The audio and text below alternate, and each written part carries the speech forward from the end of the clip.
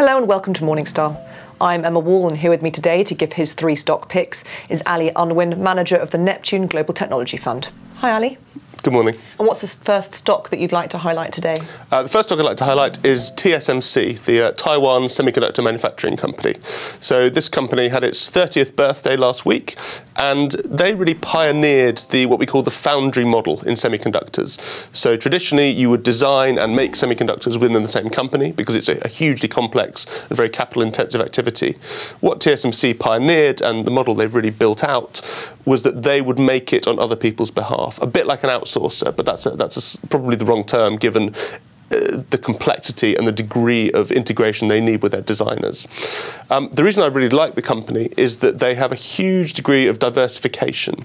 So if you are buying a semiconductor company, you are taking on some risk with how well that company performs. TSMC are making semiconductors for 500 different customers. There are 10,000 products coming out of it. You're essentially buying, if you like, an arms dealer for the digital future. The stock's done quite well this year, but the founder, Morris Chang, who's one of the sort of godfathers of the digital age, is stepping down and passing on to the next generation. And we think that competition is going to find it incredibly hard to do what TSMC does. And what's the second stock today?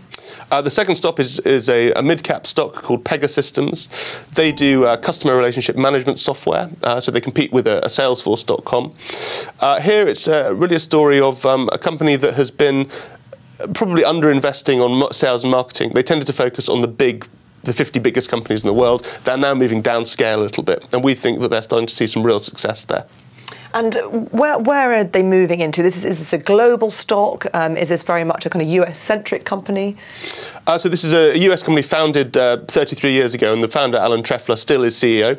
And they are moving more in terms of size, actually. They traditionally, it was such a big installation for people like big insurers, Toyota's a big customer, and they're now moving into the sort of second-tier companies. And we think that there's actually a lot to go for there. Not everyone wants to be on Salesforce. Not everyone wants to be in the cloud. And we think Pegasystems has got a really, really strong solution. And what's the third stock today? The third stock is at the small cap end of the spectrum. This is a $1.2 billion company called 8x8. And they do something called Unified Communication as a Service, which is a bit of a mouthful. But all it really is if you are in an office and you can dial 123 to connect to someone else in the office, that's called a private branch exchange. They do that, but effectively in the cloud.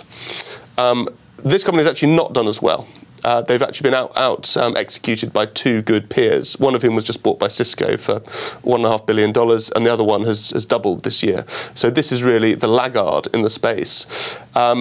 They've changed over the sales leadership and some of the marketing functions, and we're giving management the benefit of the doubt, given that this trades on virtually half the multiple of their peers. So we think there's a bit of a catch-up trade here.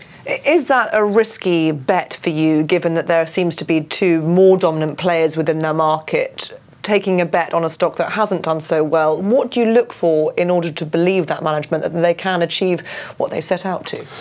So there is obviously execution risk, and the company is just profitable. We've spoken to some customers who actually really like the product, and funnily enough, one of the big users of and somebody you may not think of as a tech leader, is Lewisham Council has taken 10,000 seats of this product, and apparently are extremely happy with it.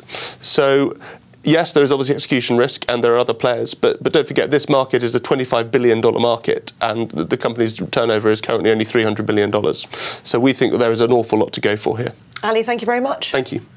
This is Emma Wall from Morningstar. Thank you for watching.